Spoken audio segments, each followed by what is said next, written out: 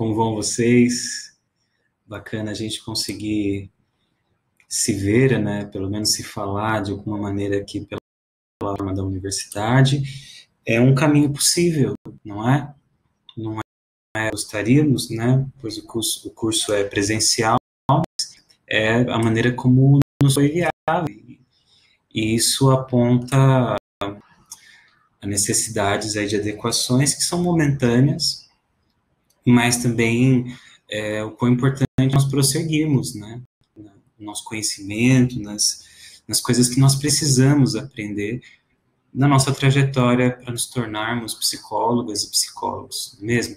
Então, agora é muito importante que vocês participem, façam as atividades, leiam as coisas que são encaminhadas para vocês, inclusive na plataforma da universidade, e também se apropriem dos textos, anotem, e vamos participar por aqui. Legal? Já tem material lá desde a semana passada, e hoje esse é um material novo, que corresponde à aula que seria em partes da semana passada, mas quarta-feira, no dia 25, nós temos mais conteúdo de vídeo e conteúdo para nós continuarmos aí seguindo em frente nesse processo. Bacana? Então, queria apresentar para vocês aqui a... Vamos lá, legal. Deixa eu só me ajeitar aqui a minha apresentação. Legal. Então, vamos lá, psicologia da educação.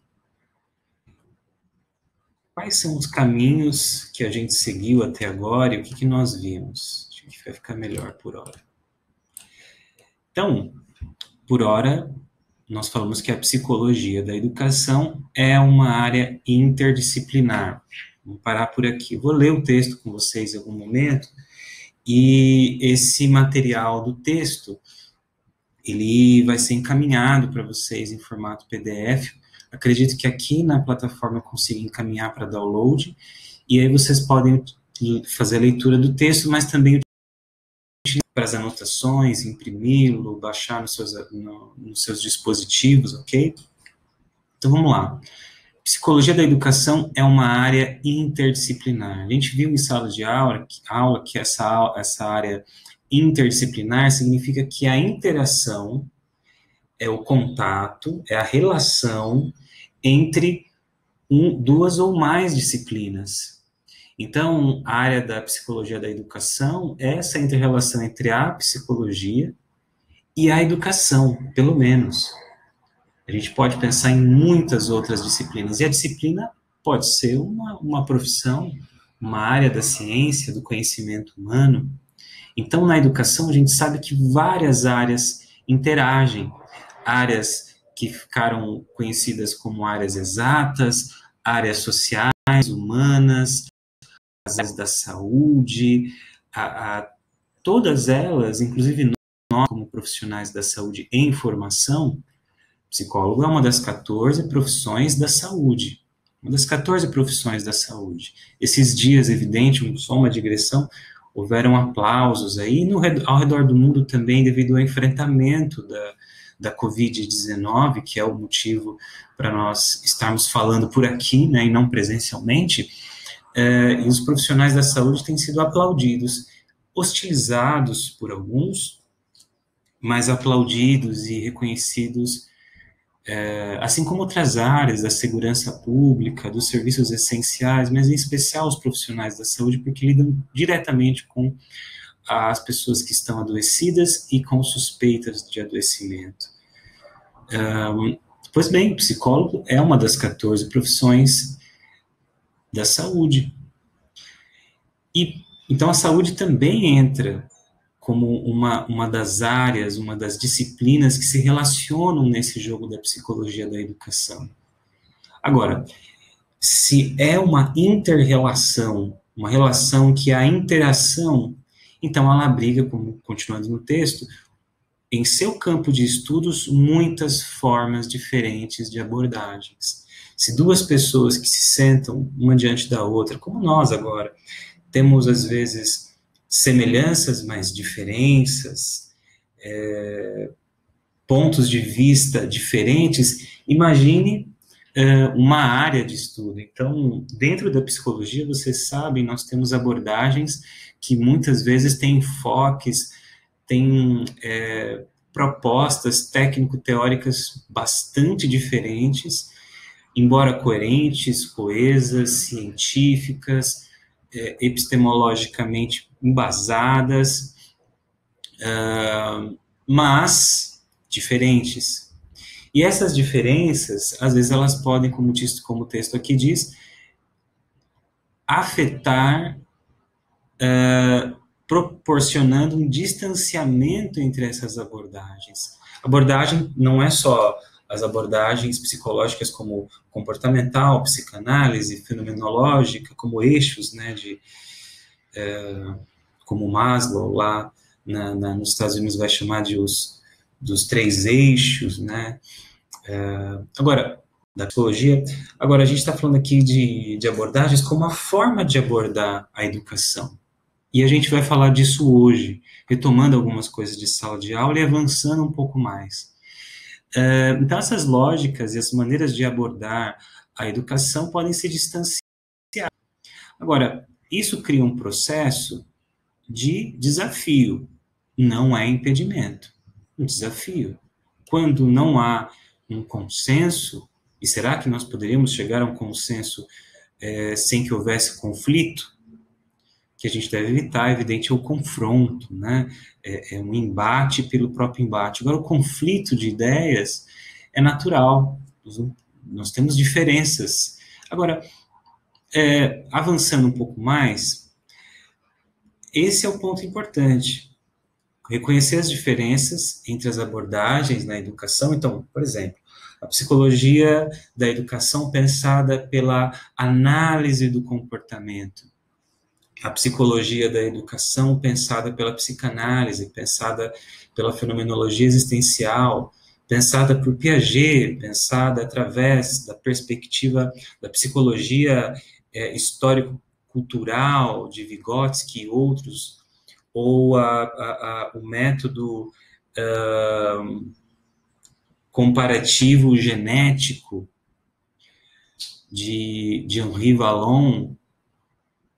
Pois bem, são Brunner, como nós vamos ver ainda na nossa trajetória aqui na disciplina, e tantos outros, são perspectivas diferentes.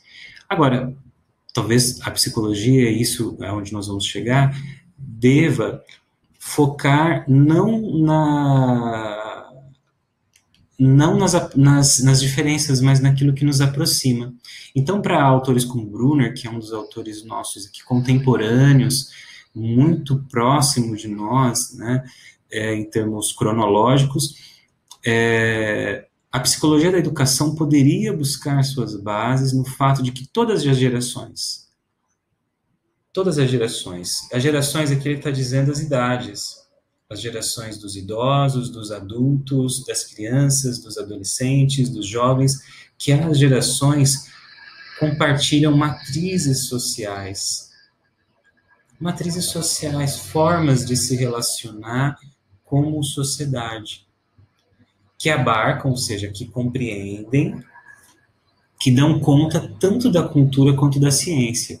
E é nelas e com elas, a partir dessas matrizes sociais, que nós adquirimos maneiras de entender e participar dessa mesma sociedade, construirmos representações, referências, formas cognitivas, ou seja, formas que nos permitem aprender, e destrezas específicas, ou seja, não só o conhecimento, mas habilidades. Então, está dizendo aqui, em outras palavras, que vocês me compreendem e me ouvem, e se talvez não entendam ainda criticamente o que está sendo falado sobre psicologia da educação, mas eu acredito que sim, a gente compartilha o idioma, a gente compartilha o fato de estarmos presencialmente no Brasil, né?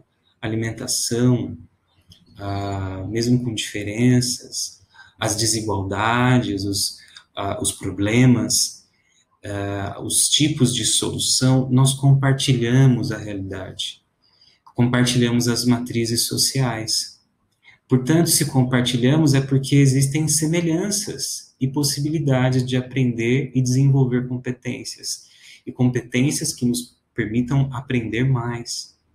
Então, as subjetividades, ou seja, aquilo que me é próprio, que é próprio de você, tem um lastro no social. Tem coisas que eu entendo que são minhas, mas que eu compartilho, afinidades, e não só do ponto de vista das preferências, dos gostos pessoais, mas da minha formação. Palavras que eu uso, que vocês também usam e vice-versa. Que às vezes a gente dá um significado um pouco diferente, mas que nós, através da linguagem, compartilhamos. A gente vai falar um pouco sobre isso quando falarmos ainda hoje de Vygotsky e Vallon.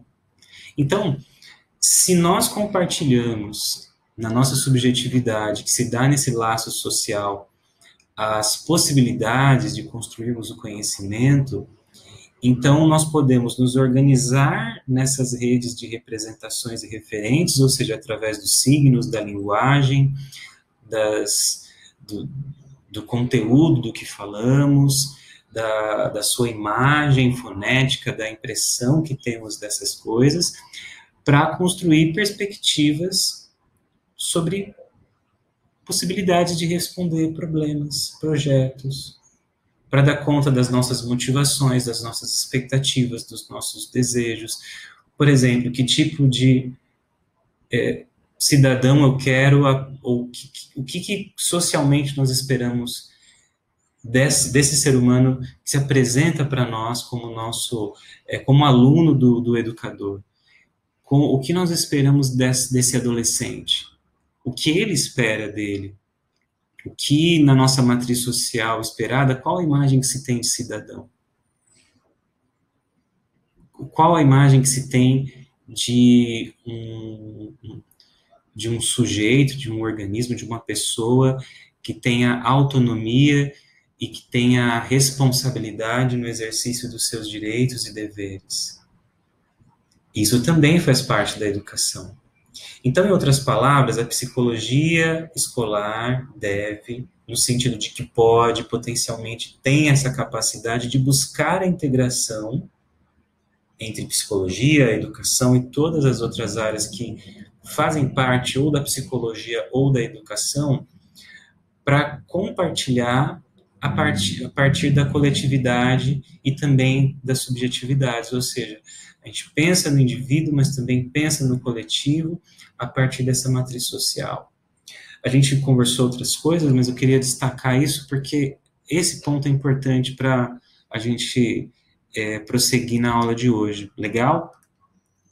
Se não entendeu, pausa o vídeo, volta, assiste de novo, ok? Anota, e a gente pode ir se falando pelo fórum da plataforma da universidade, ok? Mas vamos seguir, tem mais. Então, quero voltar com vocês para falar do Piaget, né? Piaget, coloquei uma fotinho dele meio novo, tem uma fotinho dele mais velho que é mais comum, mas os outros autores, as fotos têm mais ou menos a mesma idade, tentei meio que traçar isso. Só uma digressão. Vamos seguir em frente, então? Então, Jean Piaget nasceu em 1896 e faleceu em 1980, biólogo, psicólogo e epistemólogo suíço. Biólogo de formação, psicólogo por necessidade e epistemólogo por objetivo, né? Então, ele parte de uma pergunta que dá conta de explicar o porquê que um biólogo vai se transformar num psicólogo e depois num epistemólogo. Ele quer responder a pergunta, como a gente falou em aula, presencialmente, como aprendemos? Como o ser humano aprende e como o nosso conhecimento aumenta? Quando a gente olha para um bebê que nasce sem falar, ainda com pouca compreensão comparado a um adulto, do que acontece ao seu redor, com poucas capacidades físicas, porque todas as suas necessidades começam sendo atendidas por um adulto ou por um responsável mais velho. Enfim, a criança, ela nasce sem falar o idioma, ela nasce com uma série de capacidades que nós temos. E com o decorrer do tempo, essa criança, ela começa a aprender e esse conhecimento vai aumentando no decorrer dos dias. Então, como que isso acontece? Piaget era um biólogo, e na biologia talvez não houvesse resposta para essa pergunta. Então, ele parte para um método científico que ele dispunha, que é a observação direta. Então, ele vai observar os bebês, que por acaso eram os seus filhos. E ele observa e faz anotações e registra objetivamente o que ele observa e vai, a partir dessas observações, tecendo a sua teoria, que vai se chamar epistemologia genética. Epistemologia, ou seja, episteme, conhecimento, e logia, estudo, reflexão. Então, a epistemologia é o estudo de como nós conhecemos as coisas. Vocês podem encontrar com outros nomes, ciências cognitivas, teorias do conhecimento, mas a epistemologia é essa área que é tanto da ciência ou da filosofia que estuda e dá conta dessa pergunta: como nós conhecemos, como um conhecimento pode ser entendido como verdadeiro. E essa palavra surge no século XIX, o século que o Piaget nasceu. Então, a epistemologia se consolida como uma área importante, tem muitas epistemologias, a partir do século XX. E por que a epistemologia do Piaget é genética? Porque você sabe que genética, ela tem uma palavra que ela é originada, que é gene, ou gen, que significa o início, gênesis, né? O início. E gene, na biologia, tem a ver com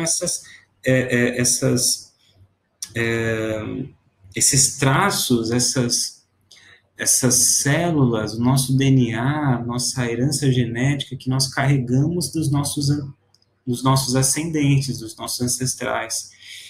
E carga essa que é a origem orgânica, a base que os nossos organismos se constituem desde a sua formação. E a gente pode pensar isso para um mamífero, como um cachorro, um gato, e também para o ser humano. Mas o ser humano, diferentemente desses outros animais, embora ele venha a maturar-se, venha a crescer, ele, conforme cresce, vai aprendendo coisas de uma forma diferente dos outros seres vivos. Isso chama a atenção do Piaget.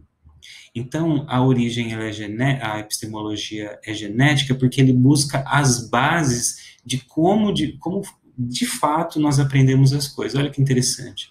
Então, a origem do conhecimento para Piaget, ela é psicológica, embora necessite de bases biológicas, sendo então a origem do conhecimento psicogenética. Ou seja, nós temos um organismo que não é o suficiente para dizer o como nós aprendemos e como nosso conhecimento aumenta, mas a partir dessa base biológica, da nossa herança genética, nós temos a possibilidade de aprender e de aumentar o conhecimento. E isso se dá de maneira psicológica. Então, a origem do conhecimento para Piaget é psicológica. E para conhecer, o organismo precisa interagir com o ambiente a partir de suas capacidades sensório-motoras. A gente já falou disso várias vezes, mas essa imagem é importante. O bebê, quando nasce, ele não sabe nada para Piaget. Ele não sabe nada. Ele é uma tábula rasa? Não. Para Piaget, o bebê não nasce sabendo nada, mas ele já nasce com capacidades para interagir com o ambiente. Capacidades essas que vão se desenvolver no decorrer da trajetória desse organismo. Então, o que o bebezinho nasce? Nasce com a capacidade de agarrar, com a capacidade da sucção, e ele também vai ter a capacidade binocular, que dali a um mês vai se manifestar, mas ele também nasce com essa capacidade. E o que ele faz com isso? Pode reconhecer os objetos tridimensionais, pode agarrar e pode sugar. Ele pode, por exemplo, se relacionar com o seio da mãe para sobrevivência, com uma mamadeira, caso falte a amamentação. Mas perceba, ele já nasce com a capacidade de interagir. E essa capacidade é sensório, sensações, ou seja, o tato, a motricidade, o sugar é motricidade, mas também o paladar, a visão, tudo isso, caso, evidentemente, não haja nenhuma questão orgânica de base que impeça o desenvolvimento dessas capacidades, mas caso haja essa base no organismo, do ponto de vista de Piaget, psicologicamente é que se inicia o conhecimento, por meio da interação a partir das capacidades sensório-motoras. Então, para Piaget, nós não sabemos nada quando nascemos, mas sim nascemos com a capacidade de interagir com o ambiente. Quanto mais intensa a interação entre organismo e ambiente, mais o organismo aprenderá. O organismo deve ser ativo no processo de aprender, construindo conhecimento a partir e sempre na interação. O organismo precisa ser ativo e, se ele não interagir, ele não pode dizer que está aprendendo. O organismo interage a partir dessas suas capacidades. Ele não nasce sabendo, mas ele nasce com capacidades de interagir. E aí, nessa interação e nessa intensidade da interação organismo-objeto, surge a necessidade de equilibração, porque diante das novidades que o ambiente apresenta, o organismo se vê numa situação de conflito, ou seja, há uma situação nova, a qual eu não conheci, ou talvez eu não tenha todos os recursos para resolvê-la, ou não vivenciei essa experiência ainda. Como, por exemplo, andar, como, por exemplo, falar, como, por exemplo, algum objeto que nunca se viu, e a criança vive essas novidades, né? Nós vivemos essas novidades, vivemos no passado essa novidade. Então, os conflitos criam a necessidade de equilibração, e essa equilibração, que é dar conta dessa novidade, seja ela boa ou ruim, mas uma novidade, um desafio, esse conflito pode ser resolvido de duas maneiras para Piaget, ou através da assimilação, que é utilizar o que já aprendeu, o organismo usa o que já aprendeu para resolver as suas dificuldades, ou ele acomoda, ele transforma a si mesmo para resolver o conflito. Então, dessa maneira, o conflito é fundamental para aprendermos. Então, se a criança não tiver diante de si, o adolescente, ou mesmo nós adultos, nós não podemos dizer que aprendemos. Porque o conflito nos coloca diante da necessidade de buscar o equilíbrio, uma relação de interação fluida com o ambiente. E aí, ou assimilamos, usamos o que já sabemos para resolver o conflito, ou nos acomodamos no sentido não de uma aceitação, não. Acomodação para Piaget é essa transformação que o sujeito faz em si. Interessante. Bom, dito isso, vamos seguir em frente. Outro pesquisador, chamado Levi Semyonovich Vygotsky, soviético, russo, ele nasceu na Bielorrússia, na cidade chamada Orsha. Ele é psicólogo e um pensador. E, embora ele tenha nascido no mesmo ano de Piaget, ele falece muito antes, em 1934, mas ele e seu grupo de estudos deixaram uma grande contribuição, tanto ele como Piaget, e também Henri Vallon deixam uma contribuição importantíssima para a ciência até os dias de hoje. Nós vamos conhecer de novo, então, a proposta do Levi Semyonovich. A gente tem aqui a possibilidade... Gente, voltando aqui. Então, a gente já falou sobre Vygotsky em sala de aula, mas vamos retomar então. Ele que deixou muita contribuição para nós, ele parte da psicologia histórico-cultural e da noção, e aí aquilo que eu falei em sala de aula, é um autor que é muito complicado a gente falar em sala de aula, infelizmente, porque levanta uma série de suspeitas e preconceitos, não de todos, evidentemente, mas porque nós não entramos em contato diretamente com a obra dele e, às vezes, nos deixamos levar por impressões equivocadas. Então, um convite é para que vocês se aproximem, sim, das obras dos autores que geram conflitos, né, e que vocês busquem a equilibração, aí seja pela assimilação ou pela acomodação, né.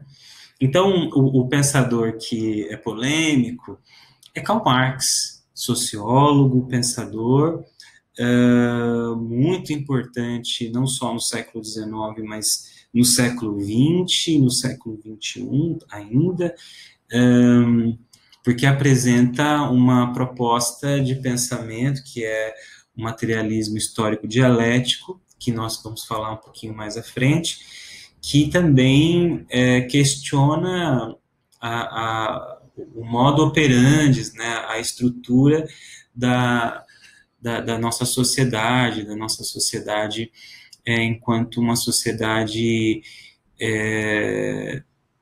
econômica, né, que se relaciona por meio do trabalho vivo, e que então existem aqueles que têm os meios de produção e aqueles que não detêm, e isso se cria uma classe dominante, uma classe dominada, sendo atual a burguesia, e a classe trabalhadora, a classe operária, que então precisa se compreender, não estar alienada, entrar em contato com a sua própria atividade, que é o ponto que Vygotsky levanta, para que então possa ser parte transformadora nos processos sociais, né? E essa perspectiva vai influenciar, sim, várias frentes, né, políticas no mundo, e aí a gente vai pensar em como isso foi implementado, a gente pega um pensamento sociológico, filosófico e transpõe ele para uma área política, então não acho que isso deva ser atribuído para as coisas que não deram muito certo para Karl Marx, assim como não deve ser atribuído para Nietzsche os equívocos e as pseudo afirmações que Nietzsche teria feito, que na verdade não tem nada a ver durante o regime nazista, e a gente pode pensar dezenas de pensadores. Então, o legal é leia na fonte. A gente vai comentar aqui, mas leia na fonte, estude. Ok? O convite. Então, dentro dessa noção marxista de atividade humana, a gente vai falar sobre ela, Vygotsky, ele vai se apropriar dessa noção para falar justamente o seguinte, que o ser humano, ele não só se adapta ao meio, mas que ele supera a adaptação, porque por meio da atividade humana, que é vital, que é criativa e que produz algo, seja material, ideal ou no campo abstrato, numa noção intelectual, mas que produz algo. É esse trabalho que faz com que ele não só se adapte, mas que ele transforme o ambiente e que também ele seja modificado por esse ambiente. A atividade talvez é o elemento chave para essa perspectiva teórica de Vygotsky. Então, quando o ser humano ele supera por meio da atividade, ele está num ciclo em que a atividade humana ela é socialmente motivada.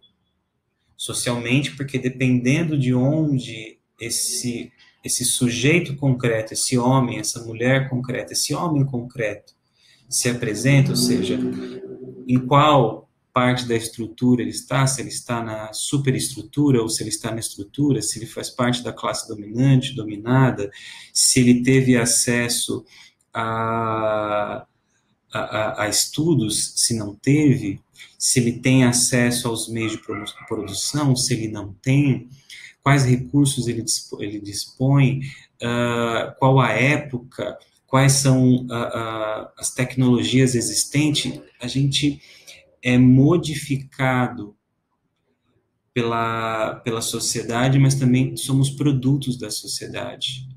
E modificamos a sociedade a qual nós somos produtos. É como se fosse uma mola, né, que está sempre modificando e sendo modificada. E isso acontece através da atividade humana. Então, nós temos uma necessidade que primeiro começa lá quando somos bebês, sendo saciada por um adulto, pelos nossos responsáveis, a mãe, de novo, dando de mamar ao seu bebê, através do seio, da mamadeira, ou dos meios que ela tem, e todos os outros entes, né, que são os adultos que cuidam daquele bebê e vão satisfazendo as suas necessidades até algum momento de que vai surgir uma outra dinâmica para essas necessidades e socialmente essas necessidades objetivas não mais conseguirão ser satisfeitas pelo outro, e aí o próprio indivíduo, o próprio sujeito terá que satisfazer as suas necessidades. Então, ele tem uma necessidade que socialmente é motivada, essa motivação é a ação que gera movimento para uma atividade. Essa atividade cria algo, ela é vital para a sobrevivência e ela produz um resultado material, intelectual ou ideal no campo das ideias. E essa atividade vai transformar o ambiente, e esse ambiente também vai transformar o organismo, essa pessoa, que, de novo, vai ampliar outras necessidades, que vão ter outras motivações sociais, que vão gerar outras atividades. Como a gente viu em sala de aula, por exemplo, o smartphone. Ele é ou não é um produto criativo, um produto material, mas também produto de uma ideia, um produto intelectual, não é isso? Mas que quando o ser humano consegue chegar nesse produto, nós começamos a interagir aqui e criam-se novas necessidades, que vão ser socialmente motivadas por conta dessa interação e que vão gerar novas atividades e que vão gerar novas transformações no ambiente e em nós também. Olha que interessante. Agora, um ponto importante para nós aqui. Para Vygotsky, que parte dessa pergunta, qual o papel da sociedade, da cultura, da história? Porque a psicologia dele não é a epistemologia genética do Piaget, é a psicologia histórico-cultural, a sua abordagem. Então, ele vai dizer que as nossas atividades, elas nunca são realizadas sem um instrumento que faça mediação. Vou repetir, nossas atividades humanas nunca são saciadas, são realizadas, mesmo socialmente motivadas, mas sem que haja um instrumento que faça a mediação, que se coloque entre o sujeito, a necessidade, a motivação, mas tem um instrumento. Agora, indo para o terceiro parágrafo, aliás, antes, o que é esse instrumento? Lá no finalzinho, é o signo. Porque é o signo que é o principal instrumento. O que é o signo? O signo, para nós, é a linguagem. Quando a criança ela é introduzida no mundo da linguagem, isso a liberta das suas necessidades meramente fisiológicas, orgânicas, e as coloca num jogo social, num jogo histórico, e a lança num instrumento que pode, então, mediar suas relações sociais, que pode mediar sua relação histórica e que pode, então, mediar as suas necessidades, que são socialmente motivadas. Então, a teoria de Vygotsky enfatiza que a origem histórico social do psiquismo humano. Então, as nossas emoções, a forma como aprendemos, os nossos processos psicológicos primários, tudo o que acontece conosco, nós aprendemos a ser humanos. Nós somos humanizados. E é por meio de 3 aspectos: da historicidade, ou seja, do tempo vivido por cada um de nós, na nossa existência. Então, se eu tenho 40 anos, então a minha historicidade é esse tempo vivido, que tem um nome, uma representação, tenho 40 anos, mas quem viveu 15 é o seu tempo de vida, quem já viveu 70 é o seu tempo de vida. O social, que é a atividade do homem concreto, ou seja, o Adriano, a Maria, o José, o João, a Roberta, são todas pessoas, seres humanos concretos, e que ocupam um lugar na sociedade. Dependendo do lugar que eles ocupam, é que eles poderão produzir, então, por meio das suas atividades, que são vitais, criativas e produtoras, evidente, como falamos aí, de algo que pode ser material, pode ser intelectual ou ideal. E cultural, por quê? Porque o comportamento humano, para Vygotsky, ele é regulado por esse sistema de signos da cultura, que é a linguagem. Então, nós temos uma necessidade posta aqui, aprender sobre a psicologia da educação. Como que a nossa necessidade, ela está sendo satisfeita através do instrumento de um sistema de signos que nos permeia, e ele é cultural, que é a linguagem. Então, nós compartilhamos o mesmo instrumento chamado língua portuguesa, e por conta dele que nós podemos trocar, seja através do texto, seja através do professor falando, seja através do fórum, com vocês mandando mensagens, realizando as atividades, é através da linguagem. Olha que bacana. Então, para Vygotsky, a sociedade, a cultura e a história são essenciais para que o ser humano aprenda algo, para que ele conheça e o seu conhecimento aumente. Legal? E eu quero partir agora a Henri Vallon. Nasceu em 1879, morreu em 1962, era médico e psicólogo francês. Ele parte talvez da mesma pergunta, né? O papel da sociedade e cultura histórica. Então, só corrigindo o nome do método que ele utiliza, é o método genético comparativo, não comparativo genético, o método genético comparativo multidimensional. Nome bem extravagante, né? Mas tudo tem um porquê. Método é match, né? Método. Match é finalidade, objetivo, e odos significa caminho. Então, método é sempre um caminho para se chegar no fim.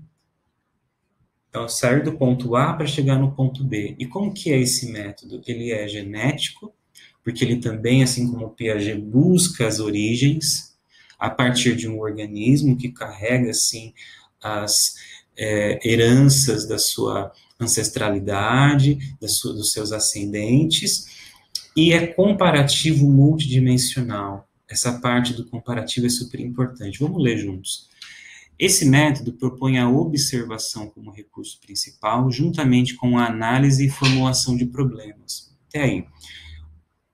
A observação, como a gente viu para Piaget, é fundamental para a gente ter acesso ao desenvolvimento do ser humano. A gente tem que observar. Só que para Vallon, não basta só observar. É necessário análise e formular problemas. Formular problemas é formular perguntas, como essa. Qual o papel da sociedade, cultura e da história na formação do ser humano? É um baita de um problema, é uma baita de uma pergunta. Pois bem, eu não posso formular uma pergunta dessa se eu não tiver observado. E eu não posso observar se eu não tiver uma pergunta, porque senão eu vou observar o quê? E a análise, que é dividir em partes um todo, né? A análise é isso, né? É a divisão em várias partes de um todo. Então, para fazer esse processo de observação, análise e formulação de problemas, esses 3 andam juntos e um alimenta o outro. Eu formulo o problema porque observo, eu observo porque formulo problemas, e só assim que eu posso chegar a uma análise, que também só se dá através da observação. E eu analiso para tentar resolver meu problema. Percebe? E aí, Valon vai utilizar, então, o que ele chama de análises comparativas. Por quê? Ele não vai analisar se há crianças da mesma idade, adultos da mesma idade apenas. Ele vai analisar, por exemplo, comparativamente o normal com o patológico, o adulto com a criança, porque para ele analisar significa comparar similaridades e também semelhanças, comparar o que é igual, mas comparar também o que é diferente. Interessante, bacana isso, né? Para Valon, o estudo dos estágios do desenvolvimento, ou estágios do desenvolvimento, é o meio mais eficaz para o estudo do desenvolvimento humano. Então, cada estádio, né, ou cada estágio, é qualificado por seu caráter ontológico, histórico, social. Peraí, vamos explicar. Tanto para Piaget quanto para Valon, o ser humano ele tem estádios ou estágios que lá nas fases psicossexuais da psicanálise a gente vai chamar de fases, né? Só que para Valon e para Piaget, embora eles compreendem esses estádios ou esses estágios de maneira diferente, mas para eles são como se fossem degraus. Degraus que, quando nós passamos de um patamar para o outro, também a nossa capacidade de aprender muda, ela aumenta, os nossos recursos orgânicos também se desenvolvem, e o tipo de interação que nós teremos com o ambiente também muda. Só comparar um bebê que mama, com seus dias de vida, com uma criança de 4 anos que já fala, já interage com os objetos, já conversa de uma forma própria de uma criança de 4 anos, e dada a sua peculiaridade do seu organismo, em potencial, isso pode acontecer com a criança, mas também pode não acontecer. Por isso que o Valon vai comparar, sim, o normal com o patológico. Interessante. Pois bem, então, por que ele está dizendo que é ontológico, histórico, social? Porque tem coisas que são permanentes no ser humano, então elas são ontológicas, ou seja, de uma o que nos origina e o que é permanente, o que é uma característica permanente do ser humano, e também aspecto histórico-social, porque assim como o Vygotsky, ele também parte de uma visão do materialismo dialético histórico do Karl Marx e de Engels. Como a gente falou lá, a gente pode voltar a falar daqui a pouco. E também, esses estádios, eles são qualificados por uma série de características e formações orgânicas, psíquicas, idiosincráticas daqueles anos de vida que são essenciais ao desenvolvimento do indivíduo, ou seja, características do nosso organismo e características também psíquicas, nesse caso ele está querendo dizer motoras, né, sensório e psicomotoras, né, que são constitutivas e que não são só sociais, nem só históricas, mas também são orgânicas. Então, o Valon considera que o indivíduo é um organismo social, não é apenas um organismo biológico, mas ele é um organismo social, e que para compreender esse organismo social que é o ser humano, nós precisamos de uma contribuição interdisciplinar, o que coincide em partes com o que Piaget fala. Então, de novo, a gente pensa na psicologia agora do desenvolvimento, na perspectiva de Piaget e Valon, como uma disciplina que é, na verdade, interdisciplinar. Ou seja, ela precisa da interação de várias áreas do conhecimento. Isso para Valon. Agora, o pensamento de Valon também coincide em partes com a perspectiva do materialismo dialético histórico de Vygotsky. Por quê? Porque ele parte também de que há uma estrutura, há uma superestrutura, há uma superestrutura que é dominante sobre essa estrutura que é dominada, e que é a superestrutura que detém os meios de produção materiais, intelectuais, ideológicos, que são assumidos, então, e reproduzidos pela estrutura. Então, e que isso está posto em períodos históricos, como a gente viu, e que também prescindem a cultura. Pois bem, então a motricidade humana, para Vallon, é o ponto de partida para o desenvolvimento humano. Então quer dizer que ele é igualzinho Piaget com uma pitada de Vygotsky? Não, porque para Vallon, a interação ela é mediada não pelo signo, mas ela é mediada pelo meio social. E antes do ser humano ir para o meio físico, de ter contato com o meio físico, antes disso, a ação, a atividade, ela é mediada, ela é mediada e o contato é social. E ele é sempre intermediado pelo social, tanto na sua dimensão interpessoal como cultural. Um exemplo disso, vamos pensar de novo a mãe e o bebê no momento da amamentação. Muitas vezes o bebê ele não consegue fazer a pega, mesmo que ele tenha a sucção, ele tenha o agarrar nas mãos, mas ele não consegue mamar. E aí a mãe, com a ajuda de uma enfermeira, de uma médica, de uma doula, de um enfermeiro, de um médico, mas de uma mãe, de uma pessoa que já passou por aquela experiência, que tem algum tipo de conhecimento, mas que socialmente interage aquela criança na amamentação. Então, antes de haver um contato físico, já houve um contato social que disse, olha, a amamentação é importante. A alimentação e o cuidado desse bebê é importante, precisamos dar conta disso. Percebe? Aí a gente vai ficar com a seguinte pergunta, né? Quem está certo? Piaget, Vygotsky ou, porventura, Vallon? Como a gente conversou em sala de aula, eu não entraria nesse mérito, porque não é uma questão para a gente saber quem está certo, porque em ciência as várias perspectivas são importantes. Piaget parte de uma perspectiva que muito contribui para a ciência, Vygotsky parte de uma outra, mas diante do mesmo problema, e daí uma ênfase maior à linguagem, e Vallon parte de uma outra perspectiva, todos eles de países diferentes, e estudando aquilo que nos interessa hoje, que são as suas teorias da aprendizagem. Então, por fim, a gente vai seguir em frente, mas pensando o seguinte, para esses autores, o aprender precisa de interação do organismo com o meio.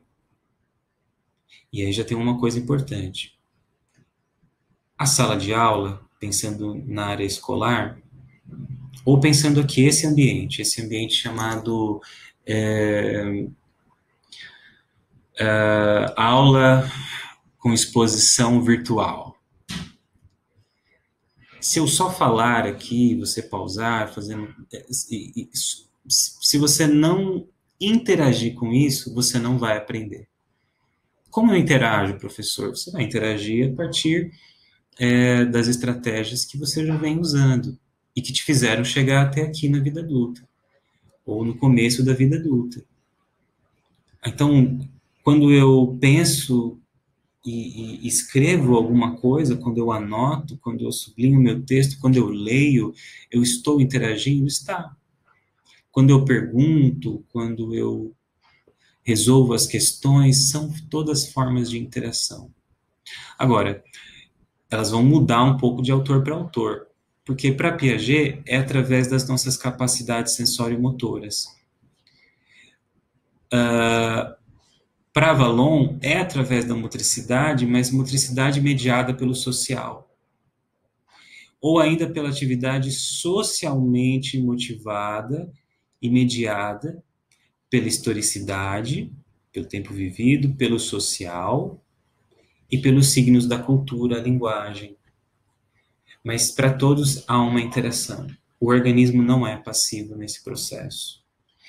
Então, o papel do ambiente, do social, da historicidade, da cultura, coloca os agentes da educação sejam eles os psicólogos da educação, os psicólogos também escolares, ou os próprios educadores, os próprios professores, os entes de uma universidade, de uma escola, todos nós temos uma missão pela frente e que parece ser difícil, mas ela é pelo menos possível, que é desenvolver práticas críticas na educação e atividades educativas que visem o desenvolvimento total do organismo. Então, a função do professor, de longe, não é participar só transmitindo conceitos e informações, mas é propor que haja atividade desses organismos, dessas pessoas, dessas crianças, desses adolescentes, desses alunos adultos que se preparam para ser profissionais éticos e capazes. Então, é necessário que vocês, assim como também crianças, adolescentes, idosos, adultos, sejam ativos nesse processo e que as propostas educativas sejam críticas. Percebem que a crítica não é uma crítica do senso comum, que é um falar mal. A crítica é pensar por que isso acontece dessa forma. Por que as coisas são desse jeito e não de outro? Isso é crítica. E a crítica científica, existe método, tem uma forma de fazê-la. Então, como nós vimos que para Vallon é super importante os estágios do desenvolvimento e que Piaget também tem a sua noção de desenvolvimento de Vygotsky, também a gente vai seguir na próxima aula estudando isso. Só duas coisas que a gente não falou aqui nessa aula.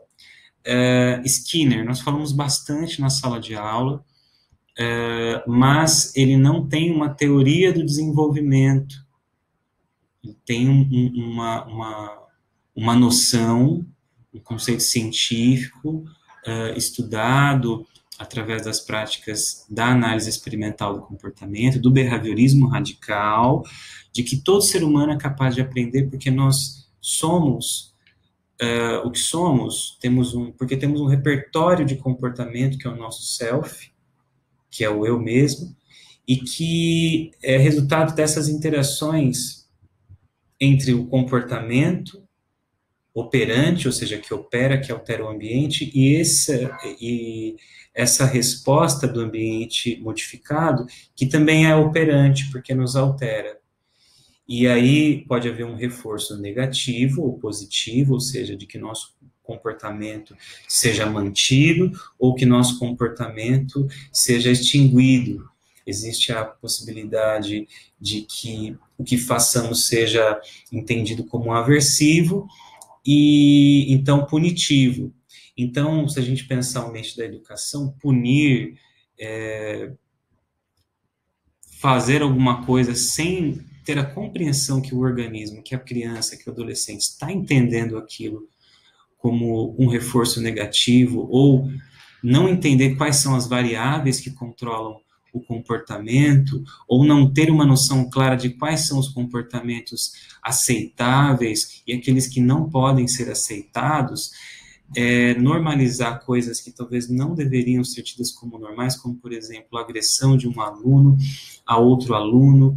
Esse talvez não seja um comportamento adequado, não só não pode, como não é. Então, o que eu devo fazer? Punição? Um estímulo aversivo, ele nem reforça negativamente, nem positivamente, ele nem extingue e nem mantém o comportamento. Então, eu preciso achar formas de extinguir comportamentos inaceitáveis através do reforço negativo, mas fortalecer comportamentos, ensinar comportamentos que, então, são modelados, porque nós somos, então, esse self, e nosso comportamento ele tem uma sustentação, que é filogenética, ontogenética, e também através da história da cultura e do ambiente social. Legal? A gente não falou, mas fica aqui isso. E sobre Vygotsky, nós não falamos, mas eu queria só pontuar, né, falamos dos 3 autores, que é o desenvolvimento atual e a zona de desenvolvimento potencial proximal, que é compreender o desenvolvimento atual, ou seja, o que o aluno, o que a criança, o adolescente, o adulto, o idoso aprendeu até agora, e na zona de desenvolvimento potencial é um horizonte que se abre. O que essa criança, esse adolescente, esse idoso, essa pessoa tem potencial, pode ser zona de desenvolvimento proximal, também está correto, que essa capacidade, às vezes não está manifesta ainda, mas está lá em potencial, em possibilidade, e que poderá, então, se desenvolver e abre um horizonte para o desenvolvimento desse organismo. É importante que nós entendamos o que, nesse momento, é o desenvolvimento, então, atual, que se apresenta, e quais são os horizontes, qual é a zona de desenvolvimento potencial, proximal dessa criança, desse adolescente, desse indivíduo, ok? Então, por fim, a gente vai seguir na próxima aula, voltando, falando sobre a teoria de desenvolvimento do Piaget e do Vallon, para que então a gente possa, na sequência, seguir com os nossos conteúdos da psicologia da educação. Bacana? A aula foi um pouquinho mais longa hoje, as próximas talvez sejam um pouquinho mais curtas, mas acho que vale a pena vocês assistirem com calma. Bacana? Estou à disposição de vocês, qualquer dúvida entre em contato e a gente vai se falando. Um abração, gente. Se cuidem.